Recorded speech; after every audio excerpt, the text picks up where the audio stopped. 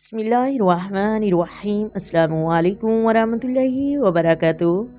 محترم ناظرین، استغفار پڑھنا چاہیے یا استغفار یا استغفر اللہ؟ بہت سے لوگ دو غلطیاں کرتے ہیں، پڑھنے کا کوئی فائدہ نہیں ملتا۔ بہت سے لوگ استغفار غلط طریقے سے پڑھتے ہیں، یعنی انہیں معلوم ہی نہیں کہ صحیح استغفار کون سا ہے۔ کافی لوگوں کو دیکھا ہے کہ وہ استغفار یا استغفار پڑھتے رہتے ہیں۔ یاد رکھیے گا، نہ تو استغفار کوئی تسبیح ہے اور نہ ہی استغفار کوئی تسبیح ہے۔ اب آپ چاہیں جتنی مرتبہ یہ تسبیح پڑھتے جائیں، آپ اس کے پڑھنے کا کوئی فائدہ حاصل نہیں کر سکیں گے۔ بہت سارے لوگ استغفار کی فضیلت سن لیتے ہیں، یہ فضائل ہے، یہ برکات ملتی ہیں استغفار پڑھنے سے، جبکہ استغفار اور استغفار یہ کوئی تسبیح نہیں۔ استغفر اللہ ربی من کل ذنب اذنبتہ واتوب الیہ، یہ ایک تسبیح ہے۔ استغفر اللہ یہ بھی ایک تسبیح ہے۔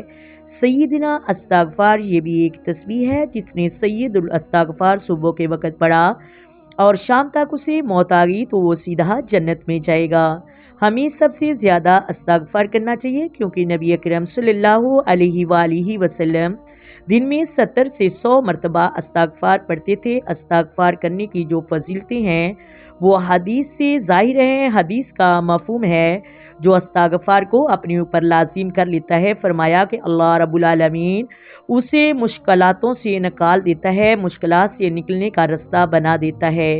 اگر بڑی مشکل میں پھنس جائیں تو استغفار پڑھنا شروع کر دیں، انشاءاللہ عز و جل آپ کی مشکلات ختم ہو جائیں گی۔ اللہ رب العالمین اسے غم اور پریشانیاں دور فرما دیتا ہے۔ اللہ رب العالمین اسے ایسی جگہ سے رزق عطا فرما دیتا ہے یہاں سے اس کا کوئی وہم و گمان نہیں ہوتا۔ اللہ اسے غیب کے خزانوں سے رزق عطا کرتا ہے۔